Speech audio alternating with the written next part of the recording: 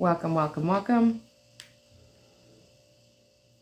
We're going to be answering questions. Our TikTok live. I'm just trying to get the link here. Have you ever like cleaned and cleaned and cleaned and cleaned and cleaned your camera and it's still fuzzy? And then you realize it's your glasses. Is it just me? It's probably just me, right? Are you staying warm? We're having the mildest July because it's raining here every day in Houston, which I'm happy about. I love rain. I don't love the rain if my hair is in it, but I do love the rain, so that is good stuff. Okay. So let's see if I can clean my glasses, and since I cleaned the camera. I don't know if that was helpful. Can we just talk about this real quick? Can we just talk about something I purchased real quick? Can we do that? Do not buy this. Do not buy this thing. I bought this thing. Don't do it. Don't do it. It's a lot of light though, but I don't recommend it. But it was $9, so if you want to buy it, buy it. Don't buy it if you have glasses though, because it leaves a big ring around your glasses, or a rectangle. I just thought I would share that because that was so important. All right, I'm ready, kids. All right. How are you? I am. Eternal question. Yes, I'm good. I just thought that I was so excited about this little rectangle travel everywhere with it. So yeah, not if you have glasses. How many did you buy? You know what? It was very un-Karen. I bought one. I bought one, but if they had it another color, I would have bought it. Yeah. Yeah, we know that's true. That is true. It's true all day long. All day long. Buy it in all the colors. Mm-hmm. Yeah. Mm-hmm. Exactly. We need all the colors, just like with all the colors of glasses. Yeah. And the lipsticks. And the lipsticks. Look, I have my lipsticks in a little container now. See, the candle's worth something. We're growing up. Yeah, well, I don't know if we're growing up. We're aging. I don't know if we're growing up. Maturing is optional, right? That is very true. Yes. All right. So first question we have out of the gate is, my son is 16 and is on an IEP, and the committee is refusing to develop any transition supplements. Oh, well, then you have been a witness to a crime, because transition is a requirement under federal law at the latest at 16. Most states do it at 14. Florida does it as early as 12, starting at 11. So when the reenactment of IDEA came out in 2004, and we added a few things, we took away a few things.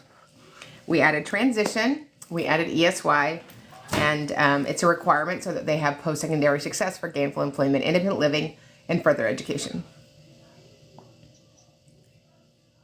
Exactly. All right. Any advice for a new SPED teacher coming from a general education classroom? No, I mean, thank you for serving kids with differences. Just remember to make sure that you get from your administrator. I'm sure they have blank copies of your IEP progress reports or your accommodations logs for the kids in your classrooms that have a 504, which have accommodations, or an IEP, which have IEP goals and accommodations that you must track. And remember to keep it focused on the kids. Absolutely. Okay, so here's a scenario for you. 2 classrooms, okay? One classroom has 2 paras, and then the classroom immediately next door is the one with the teacher. Well, so it's just, actually, that's one classroom. Yeah, the classroom with the teacher is the classroom. The classroom with the paras is not a class that's being taught. You have to have a teacher in that class. Well, shucks. Yeah, shucks. You could make it like a teacher's lounge. You can make it a paraprofessional lounge. Yeah. As long as there are Slurpees and soft serve, I'm there. Yeah, and snacks, salt and sugar. It's not exactly. Yeah. Okay, Nina has 3 kids on an IEP. She's fought for years and is now moving cross country. Should I just hire a lawyer? Oh, one of 2. Where's the other one, Nina? I just lost it. It's still coming. Oh, should I hire a lawyer from the start with the new district? The new district said to enroll and watch for private placement kiddo. So, I mean, I don't... Nina? Yeah, I mean, I don't... I mean, I've never been in a situation that you need to start with an attorney. While there are some good special education attorneys, they don't usually go to IEP meetings even after there's a settlement, an agreement, a resolution. If you need support, certainly get an advocate. We have a team of them here at Special Education Academy. Just email us at advocate@specialeducationacademy.com or find an advocate where you live. You're in a setting that's a legal setting, and you may or may not be in a district that understands their legal requirements, obligations to you and their child.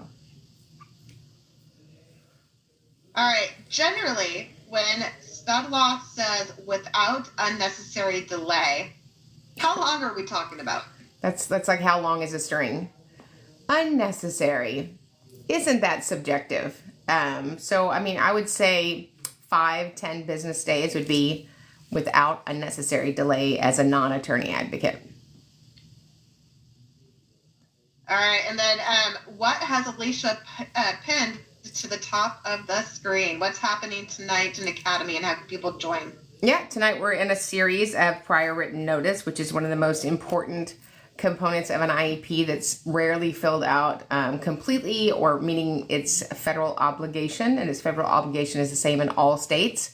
So join us for that series. You can go to specialeducationacademy.com, log on to training, register for the Academy. You put all of your information in there. You put in a coupon code, TikTok Live in all caps. You get 15 days for free. If you want to continue, then you'll be invoiced for the monthly $47 fee. If you want to cancel at any time, you can just log back in and cancel. Perfect. Okay. What are the legal requirements for documentation and data tracking for a student with an IEP?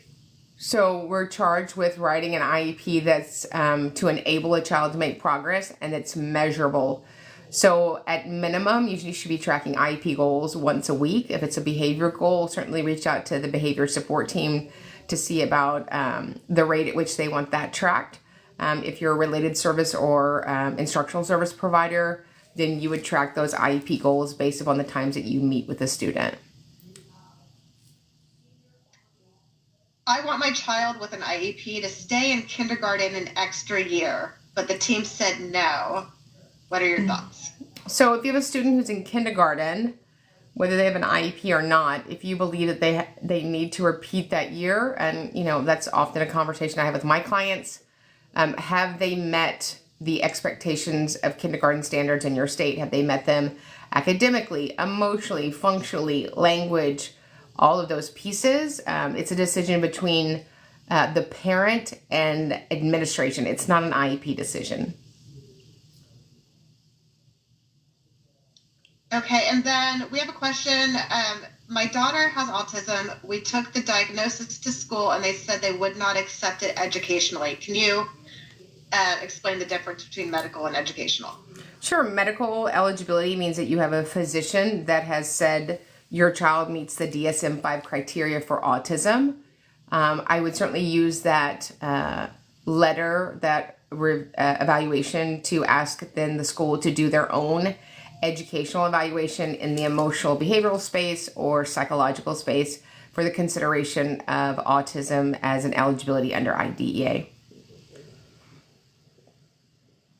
We have Chromebooks that will be by cart checkout only at our school. But what about a child that has an IEP that requires a Chromebook? Does that infringe on the IEP, and how do I challenge that? Yeah, I mean, there's nothing to challenge. Just say that I would like my student to be assigned their own Chromebook so that we can see and measure the gains that they're getting, especially if they have a deficit and they're using it for speech to text, text to speech, or for anything in the written expression area. All right, and then I certainly know this is a concern for a lot of parents because they don't get good information, but do IEPs hold kids back from getting into college? An IEP doesn't hold you back from getting into college nor get you into college. An IEP is an individualized education program. It's for children that have an identified eligibility and are in need of more education than solely the general education teacher can provide. All right, our district is refusing to administer G-tube feeds as the doctor ordered. They won't delegate a para and are saying they don't need to have a nurse do it either. What can we do? So they don't need to have a nurse do the G-tube feed. They have to provide food and sustenance to a child when they're in school. So I would certainly challenge that. That's an administrative issue. All right, we've got a teacher question. What should I do if students are put in my gen ed class when their IEP says they should be in resource? So I would just say that this is not the correct place to implement their IEP during this content area. All right, is there a fee to advocate? We're often told in the comments that there's free advocates in every state. I don't know where this free advocate list is. Are there people that could help you work on the paperwork for your IEP? Yes. Are there people that have agencies that help parents? Yes. But this notion that there's a list of free advocates everywhere, I don't know where that list is. Certainly there are people that advocate as a profession, which is what I do, and our team members. So if that's something that you're interested in, then just reach out to us at advocate@specialeducationacademy.com. But most advocates do it as a vocation, charge a fee. If the school periods are 75 minutes long, can I make them change it to 40 minutes for my child? You can't make a child change the block of a class because your child is on an IEP, but you certainly adjust those minutes that you support that student to be commensurate with whatever the school schedule is. All right. What would be the purpose of a student's IEP saying his full scale IQ is, quote, extremely low and not providing an actual number? So extremely low is subjective, right? I mean, I think 85 is extremely low. I think 72 is extremely low. I think 40 is extremely low. So the reason that we do a number is because that gives us a measurement. Are you in the 8th percentile? Are you below the 0 percentile? Those numbers are important to know if a student might be considered for an eligibility of a specific learning disability or also an intellectual disability. And certainly based upon the severity of it might drive the consideration of modified work and or an alternate curriculum. Okay, my deaf student on an IEP is not being provided an interpreter. How can I challenge this? Is there an interpreter listed on the schedule of services? So if the student is deaf and hard of hearing and the acuity of their deaf and hard of hearing requires an interpreter, then we provide that, whether that's from the school district or via a private interpreter. Is it appropriate to give your school bus driver and monitor a copy of your child's BIP? I mean, the school bus driver doesn't implement the IEP. The school bus driver makes sure that you receive the related service of transportation in an appropriate way. But there's no requirements for that related service to collect data or implement the IEP in any other way other than safety. How long should a student receive RTI support before a SPED referral happens? Not long. Not long. I would say as an advocate, not more than 18 weeks. RTI is a great mechanism that teachers can access to mitigate a child that's struggling, but it's not in lieu of specially designed instruction. All right. What should I do if the student is refusing accommodations? Log it, right? So if one of the accommodation is, ask student to put their glasses on, they don't, then log that. Student has extra time, you offer the extra time, student refuses it, then you log it, right? We're always measuring the efficacy of the product that we're delivering them, whether it's an IEP or in a 504. Excellent. Okay. To what extent can you define access to the curriculum in general education for a student with an IEP? So access to the general education curriculum is really the foundation of special education, right? That we give children who have a disability equal access or appropriate access to the general ed curriculum. So we're looking to deliver that in a way that we have the most gains, and it's unique to each student that has an IEP.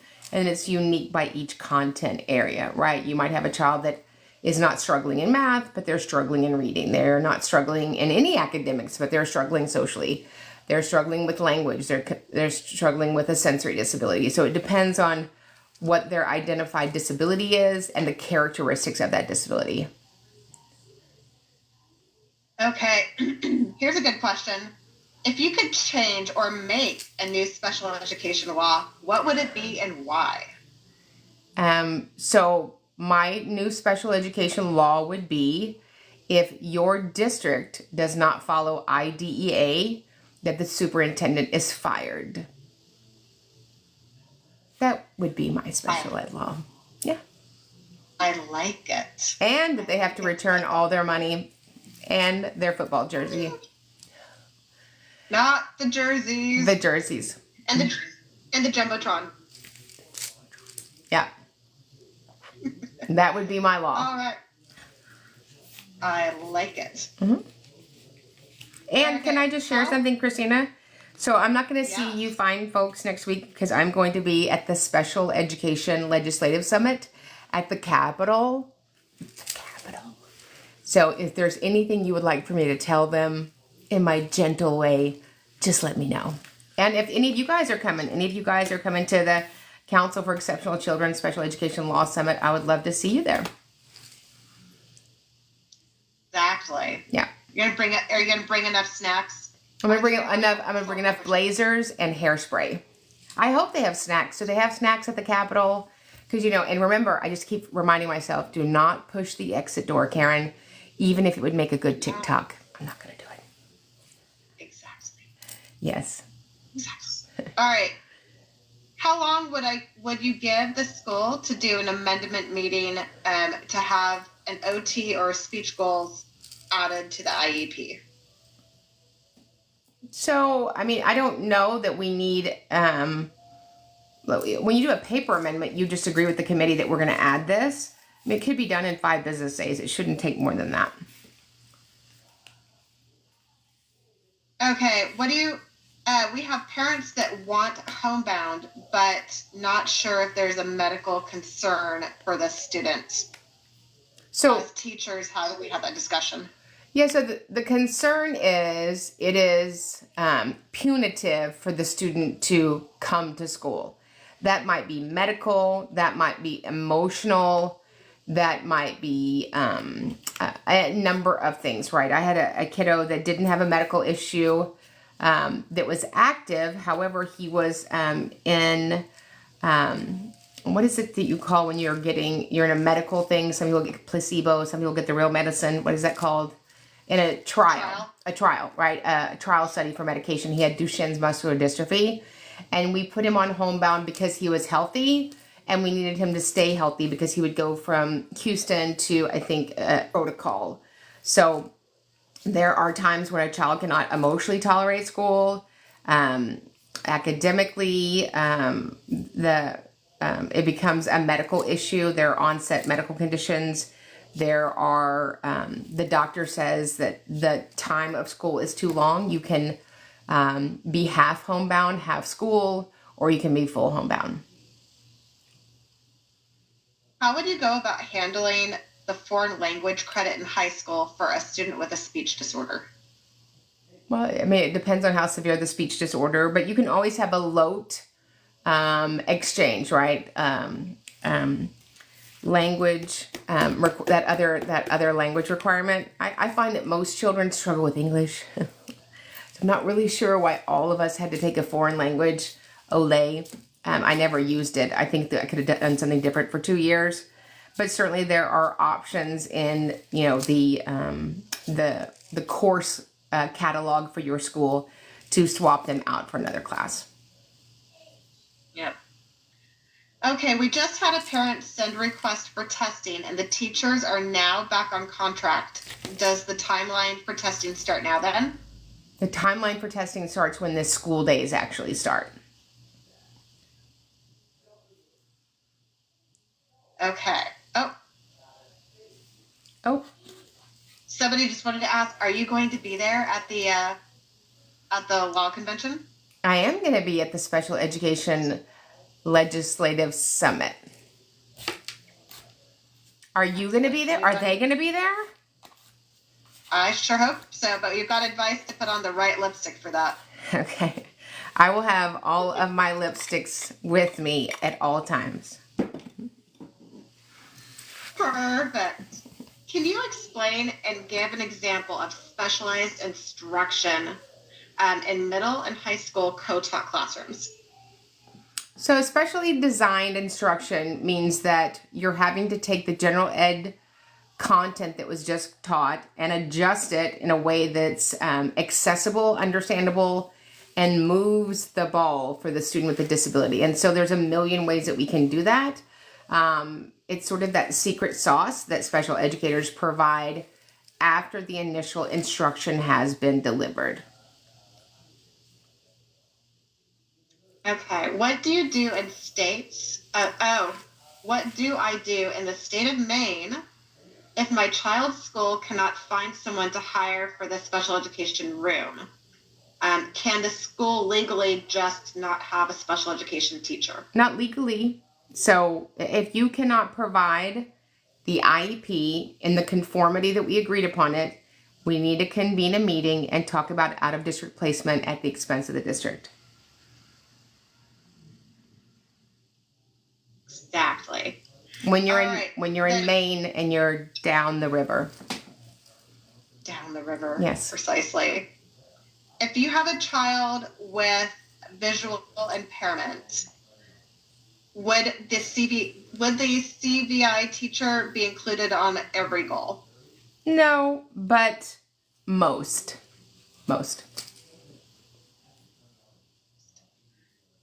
Okay, what are your thoughts on TVI documenting 10 minutes twice per 9 weeks? Indirect, is that sufficient? It's offensive. It is past ridiculous. It takes me 10 minutes to get my eyebrows on. What?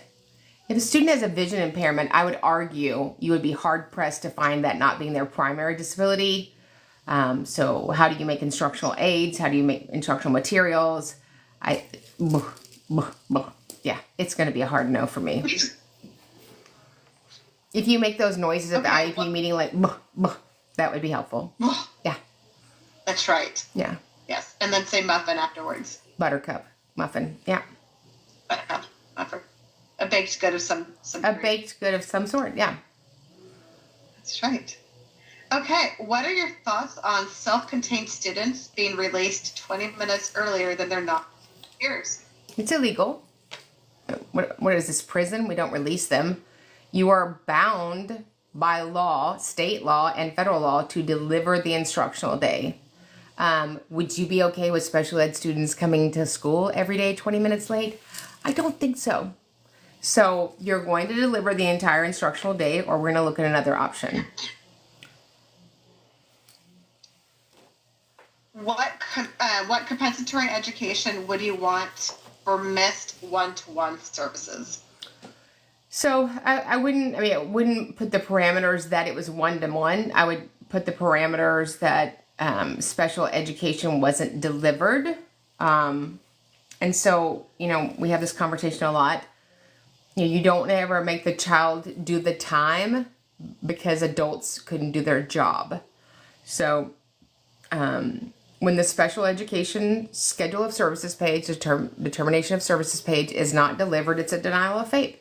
Why it was not delivered, it has no bearing on that. If it was not delivered on purpose, it was not delivered on accident, still not delivered. So that's called a denial of FAPE, not a whoops.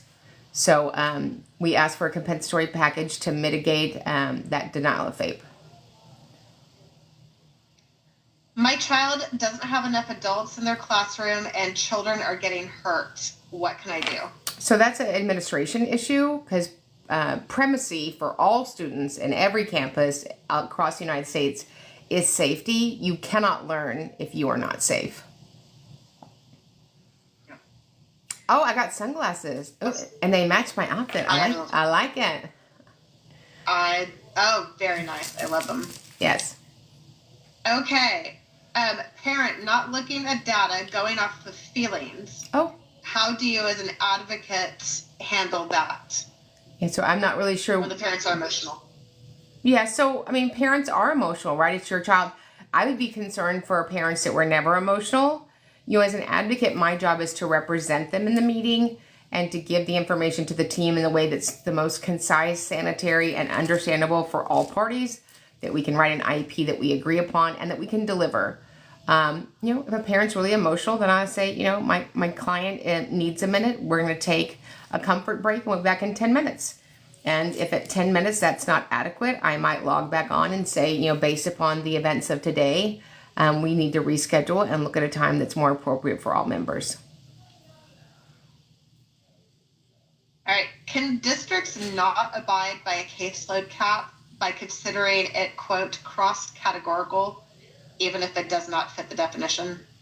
So I don't know that caseload caps are part of school board policy, district policies, or state policies.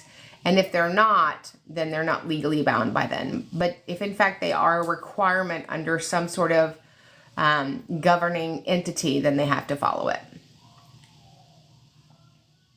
Perfect. My student has roughly 4 or 5 words in kindergarten, but they said that we should take pictures before looking at an AAC device. Do I have any recourse? Yeah, we're not doing that. Yeah. Do they say that you have to have a phone book before you can use a cell phone? No. So the reason we have technologies is because it's amazing, right? I actually had a memory come up that I was speaking at an event in 2010. Remember how long ago that was? I had my Steinmart blazer on. I was crushing it. And I was talking on a flip phone, right? We don't use that because that's old technology. So the Assistive Technology Act of 1998 requires that we provide technology to identified individuals with disabilities, whether they're 5 or 95. And there's no prerequisite. You don't have to try something else first to go to that. So I would call bologna sauce on that. What would you say if the school psychologist and principal told you in a meeting the child has not had enough time, quote, in kindergarten to know whether or not they will progress? I would say I have no idea what you're talking about. If the student's not making expected progress, we have expected progress. They're called state standards. So they're not making the expected progress. So I certainly would look at an appropriate IEP, appropriate testing, but we don't wait. It is because what we're doing is wasting time for the child. My district told me that my child's genetic disorder should be the first eligibility because that is what caused their hearing and their speech delays. Is that right? So, I mean, I don't know if it's right or not right. I haven't seen your file. We take the eligibility and then we consider the characteristics of that. When there's a syndrome or something rare, we have to ask if there's specially designed instruction around that syndrome or condition that I can provide specially designed instruction on. If there's a speech delay or hearing delay or any of those are different services that we provide, whether it's a related service, an instructional service, or an IEP goal. But whatever is the primary eligibility, I want to make sure that there is specially designed instruction around it. So for instance, this is going to hurt your feelings, but Down syndrome is not an eligibility. There's no specially designed instruction that I can provide you that mitigates the impact of Down syndrome. Now, certainly Down syndrome is a medical condition. It often shows up as a federal eligibility for kiddos with a speech impairment. Sometimes they need OT for tone. They often have an intellectual disability, but remember the disability has to then drive supports and services and goals. So there's no Down syndrome goal, but certainly right education around the characteristics of that. Can you explain the physical therapy requirements for school? The way it was explained to me, I still don't understand if my student will qualify. Yeah, so physical therapy in a school setting means that student, if they don't have physical therapy, they cannot access the general ed curriculum. So very rare do I have kiddos that meet the criteria for physical therapy at school. And it's so very different than a clinical model or a medical model.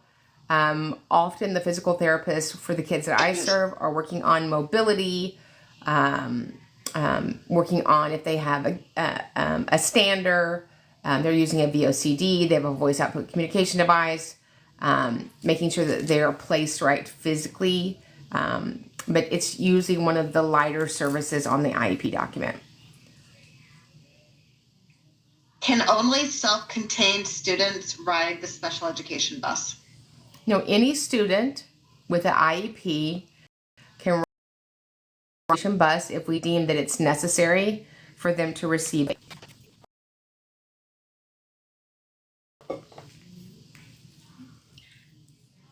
What would dyslexia diagnosis look like on a school transcript or college transcript?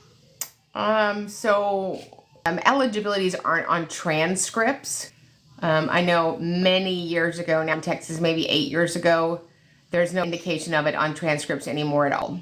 So your transcript will be notable by the incoming college based upon how many credits you acquired while you were in school.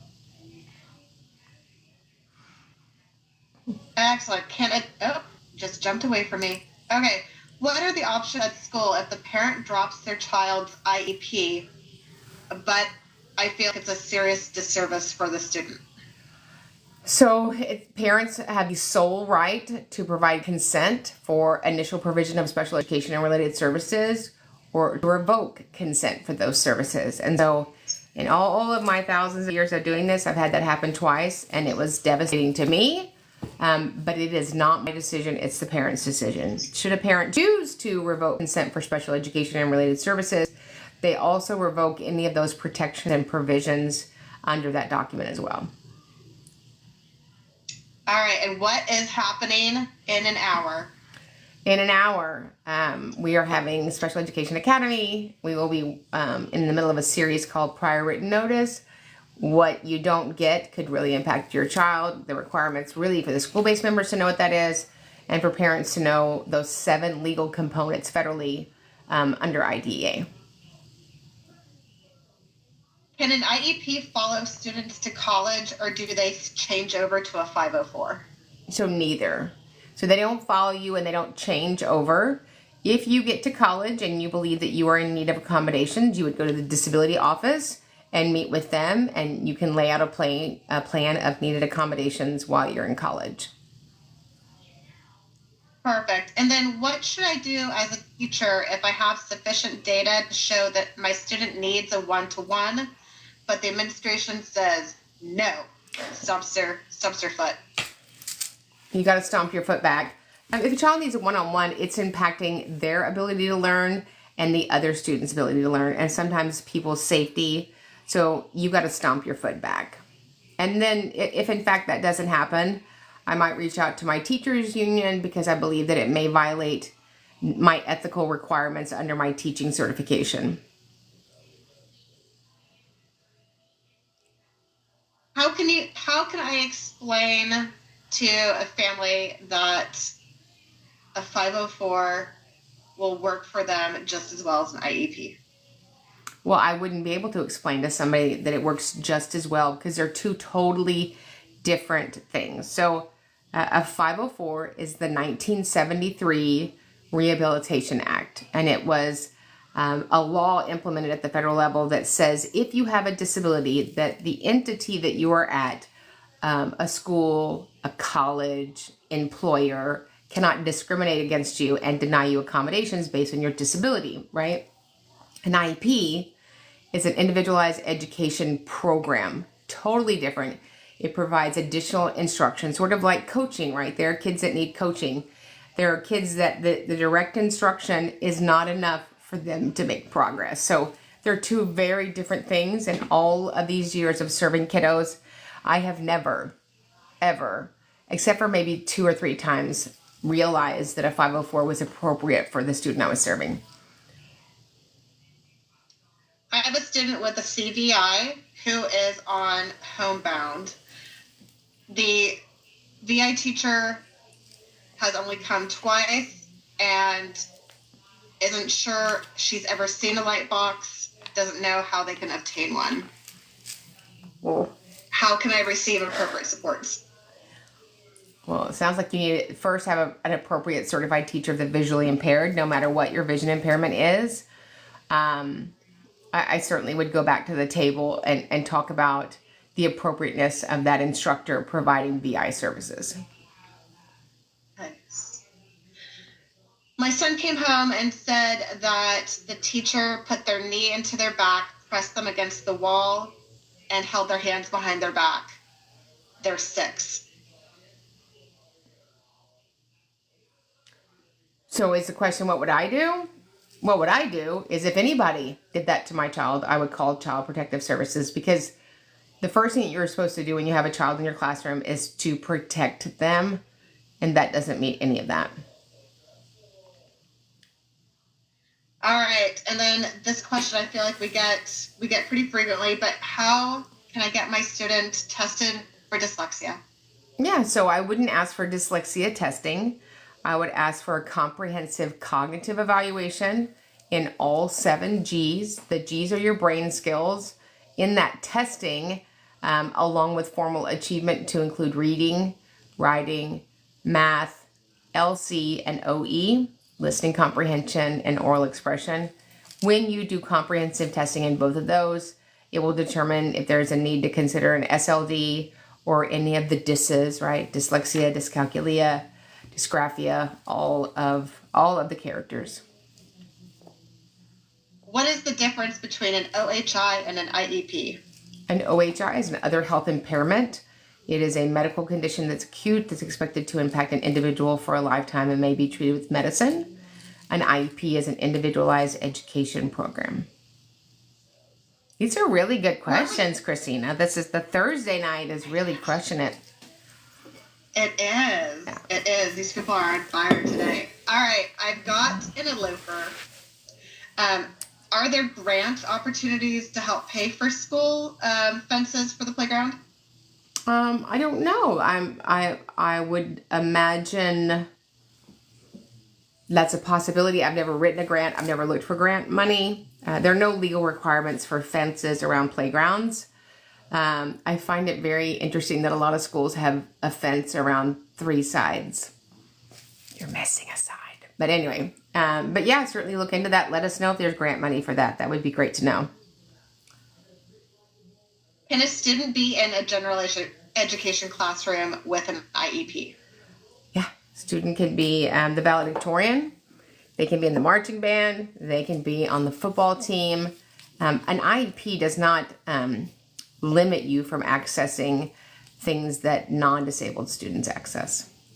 You may not meet the criteria for it. You may not be able to do the depth and breadth of that class or that UIL or that club, but they have equal access to participate. Perfect. Okay, we've got an OT on here. OTs are amazing, by the way. Yes. One of my parents told me that her son cannot go on a field trip because it's a safety risk. Is this allowed? I mean, depending on the child's disability, it might very well be a safety risk. It might not be something that would be engaging for that student. I mean, every kiddo is different. But if the student is at school, they should be invited to field trips, and then the team, the parent, and the team decide if that's something that's appropriate for the student to go on with, like support. So if they have support at school, then you would provide them support during the field trip. Can a diagnostician also be the TVI in an ARD, serving dual roles? Nope. Nope. Nope. Nope. Nope. Nope. Did I say no? No. No. Yeah. Pick a lane. I said no. Yeah, pick a lane. And not the HOV lane. No, exactly. All right. Is the IEP team required to follow advice from a doctor to place that child on homebound? No, they don't follow advice. We follow the conformity of the IEP. What we agreed upon as team members at the last annual IEP meeting or the last amendment, that's what we're obligated to follow under IDEA. We certainly hope that any consideration to the IEP team is considered, whether that's a physician, a parent, a private therapist. We hope that all information provided to the committee is considered. Bueno. Then how would a family request special education testing? Yeah, so you send an email. Hi, this is Sally Smith. This is my formal request for my child, Billy Smith, to have special education testing. Areas of suspected disability might be learning, attention, behavior, communication, but not limited to those areas. Please let me know when I may come in and sign notice and consent. That's it. Do it in writing. Don't do it out of your vocal cords. Once you do it in writing, it triggers a 15-day timeline for the school to either grant testing or decline testing. Can a school deny your request for an IEE because they have declined to do the testing themselves, and therefore you can't move on with any other steps? It depends, right? I certainly have done that and gotten a good response. I've done that and not gotten a good response. The IEE is because we've done an evaluation as a school district and the parents disagree with the contents, data or summary. But certainly I have asked for an IEE when the district has declined testing, and almost always it has triggered the district to do the testing. Pew, pew, pew, pew, pew, pew, pew. That's the rapid fire emojis. Rapid fire. Yep. Add emojis. Okay. I have one that was emailed in. So this is from a school-based member. They say oftentimes their LEA rep and the school psychologist will say one of the three things. One, the child has not had enough time in kindergarten to know how he or she will progress. Two, the child is transitioning from preschool to school and the decisions have been made using an evaluation done 2 years prior over a Zoom call during COVID. Or three, the child has shown progress when in fact the child has been very inconsistent in the academic performance. How, as a school-based member, should I respond? You know, that's tricky because we don't want you to lose your job. We're charged with making decisions based on one thing, 4-letter word called data. Not enough time is not data. A 2-year-old evaluation, especially for a child that's that little, is not what we need. And, you know, we have to write an IEP based upon rate of progress and expectancy, and inconsistency is not progress. So I would disagree with those three positions that they had. Perfection. All right. This one says we rejected a non-placement 3 times and there's still no school for their child to attend in September. What if they don't come to an agreement? So they've offered a placement and the parents disagree with it? Yes. It sounds like they've done that 3 times. Yeah, I mean, if the school has offered you FAPE and you didn't agree with it, it doesn't necessarily mean you've been denied FAPE. You just didn't take the FAPE that they offered. And again, I don't know the specificity, but it sounds like they're trying to provide a resolution other than the campus. But again, I would need more information to give you a better answer. Okay. How do we as parents verify how the classes are being handled? For example, if they're doing what they're supposed to be doing. So you can't, right? You're not in the classroom. And even if you watched a video of it, you know, you don't really get everything because the video usually doesn't have audio. You know, I'm not so concerned about if they're doing everything that they're supposed to be doing. I'm looking for just a good 70, 75% I'd be happy with for most of my kiddos. I understand that teachers are overworked, underpaid, and understaffed. That has nothing to do with teachers. That has to do with admin and the how we spend the obscene amount of money that actually are in school districts. But that's a conversation for another day. What I would do at the beginning of the year is say, hey, I just want to let you know I'm Mayer Cunningham. My kiddo's going to be in your class. Just want to let you know that at the end of every grading period, I'll be picking up the RDCSs. The RDCSs, his raw data collection sheets from his IEP goals. If there is anything that I can do to partner with you this year, I'm happy to do it.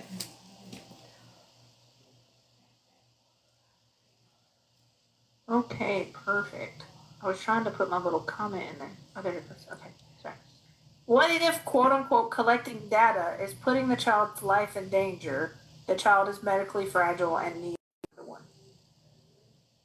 So if they're medically fragile, it has nothing to do with needing a one-to-one. I mean, it sounds like they need nursing. Life in danger sounds like you need nursing. So that would be a related service that you could add to the document.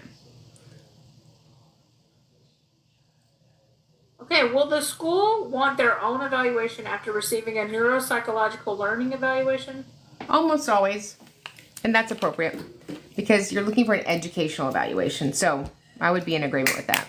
Sometimes, very rarely, they will accept the findings and the report solely of an outside evaluation. Rarely. Okay, so I know that I'm gonna finish this question for Mr. Hunter here. Okay. What it sounds like is their child is in Gen Ed, and they're saying that is the child's LRE. However, Gen Ed is too much for the child. Can they change the LRE? So we don't change the LRE, we locate it, right? So if general ed is not what they thought would be the LRE, then we look at what is the LRE, right? We tried general ed, it's not appropriate for the child. You have to lay out the things that make it inappropriate and then talk about the continuum of services. Okay, what if the district is failing to provide a continuum of placement or programs for kindergarten, first grade students?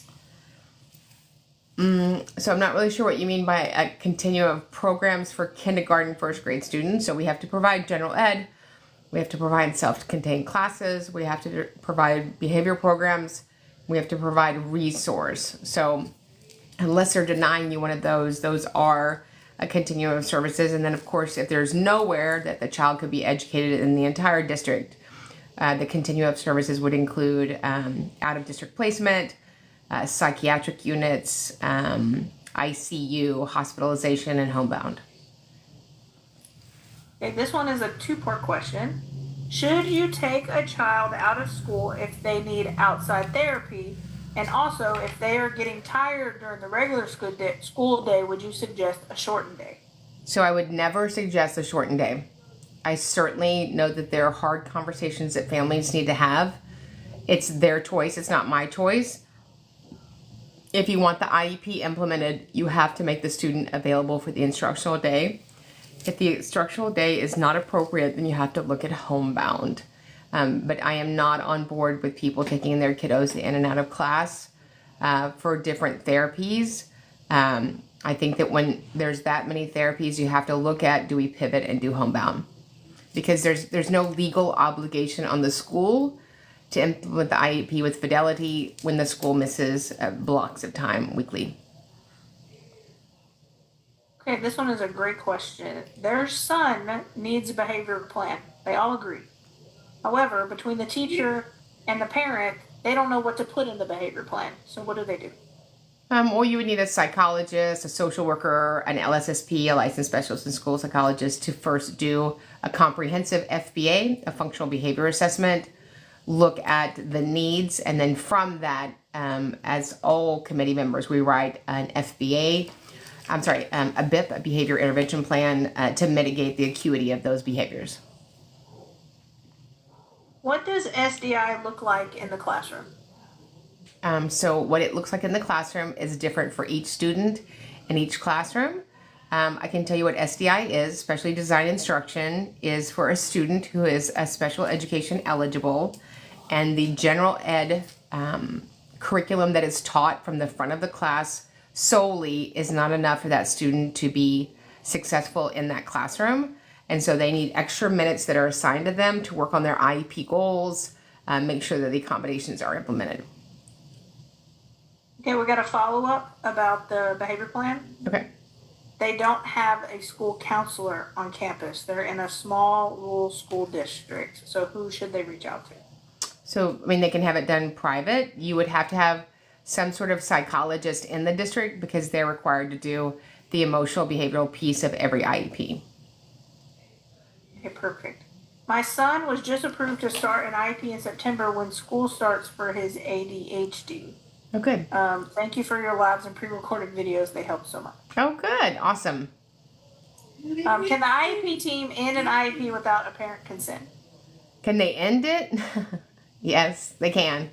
Sometimes we just got to end them before somebody gets their outfit messed up. So, I mean, I've ended IEP meetings. I've had schools end IEP meetings for a number of reasons. People have to leave. People are upset. We're not making progress. So, yeah, we don't always agree to end or not continue. But, of course, a school can do that.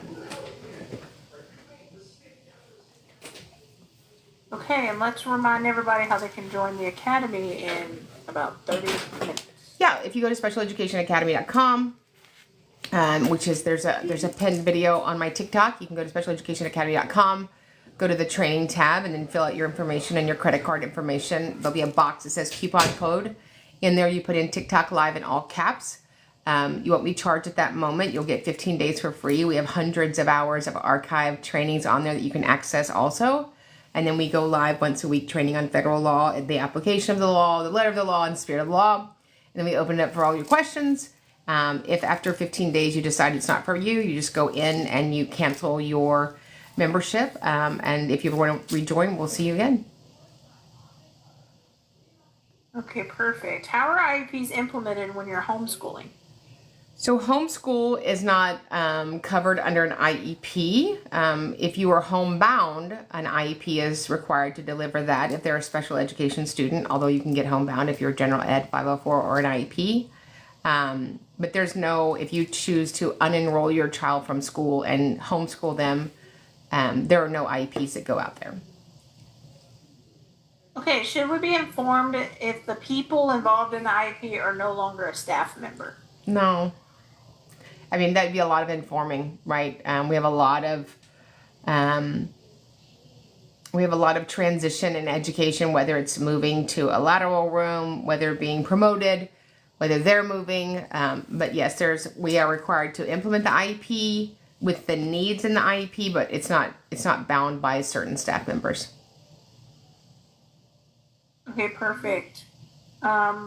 So to clarify, she meant, can the school end just stop the child's IEP without the parent's consent, not the meeting? Can they just stop? No. All IEP decisions are made by the entire committee, which includes parents as the number one stakeholder.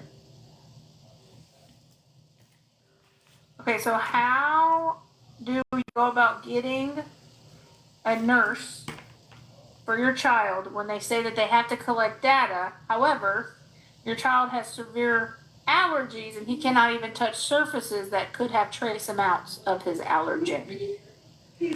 Yeah, I mean, and again, I don't know the totality of your story. If the acuity of your child's disability is that profound, I don't know that nursing, even at school, would mitigate that, right? I mean, schools are full of children and adults and germs and people, and it's not a hospital. It's not ICU.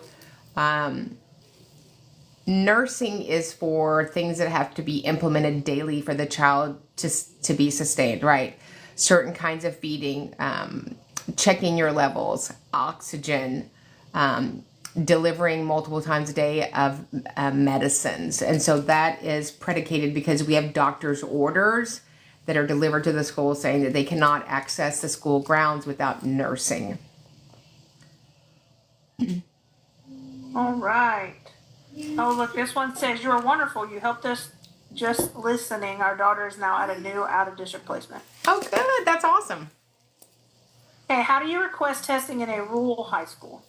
Same way you request testing in New York City. So same thing. This is my formal request for my student to have special education testing, areas of suspected disability, and I would just put learning, attending, behavior, emotional, whatever those generalities are. We look forward to coming in and signing notice and consent. And then we have a video. We actually have a video series that we put up on YouTube about the 8 areas of testing. And then, of course, that's in a series also on the Academy. Do you represent clients in New Jersey? In Jersey. Yes, I represent clients in all the states of confusion and all the other states. Yeah. What happens when the LEA dictates the IEP? The parents and the outside professionals and contractors disagree. Okay, well, there's no dictating in a meeting. If that occurs, and I'm going to file a state complaint, a due process, a federal complaint. There's no dictating. We are a team. Can a mother request an SAT meeting without a father's knowledge? An SAT meeting? Yes, that's what it says. I don't know what SAT meeting is. SAT is a test that high schoolers take. If it's a special ed meeting and the other parent has not terminated their rights, you're required to legally invite them both. So often myself or one of my partners represent families that are divorced. That's not uncommon. And even if the father hired me and his new wife, I'm going to say to them, we need to invite the other parent because that's what's required legally. Okay, this one's a good one. Who must be present in an IEP meeting? At minimum, the 5 stakeholders, so parents, the LEA representative, which is almost always a principal, a vice principal, associate principal, depending on certification, it might be the school counselor, a general educator, a special educator, and then somebody who's able to do testing, answer questions about testing. Okay, perfect. And do you have a press conference coming up? I do have a press conference coming up. It is August 16th, Friday, August 16th, in Washington, North Carolina. Washington, North Carolina. And then Alicia's put up a graphic on all the sites. If you need an email, that emailed to you, it's going to be Advocate Special Education Academy. So everybody's welcome. It's at noon at a school. I don't have it in front of me, but it's all on the graphic. So everybody's welcome. There have been egregious behavior from this charter school to this child with a disability, and we're going to go there and give it a voice. Yes, it's at the Washington Montessori Public Charter School. Washington Montessori Public Charter School in Washington, North Carolina. On the water. It's on the water. I'm very excited. Yes. All right. Am I on the right call, SEA coaching call for the meeting after this? Yes. No, well, yes. If it says SEA coaching call, you're on the right call. If you're talking about this TikTok live right now, you are not on the right call. Yeah, you are on a party line. Hello? Hello? Okay, what if we don't hear back after the request is sent? This was the one who asked for the rural high school. Like, they sent the request, but they haven't heard back. Yeah, so this is my second request. I haven't heard back from the first one. I would send them daily for a couple of days, and I would send them hourly. And then I just pick up the phone and call the assistant for the superintendent. A lot of things I'm good at. Waiting's not one of them. All right, perfect. Okay, well, let's go get ready to do the academy. All right, we'll see you. Ellen is all ready for the party line.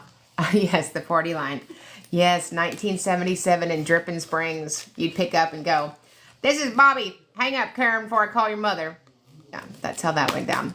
All right, you guys, if you need anything, let us know. Remember, we get it right for the child. We get it right for everybody. We'll see you guys in the next training.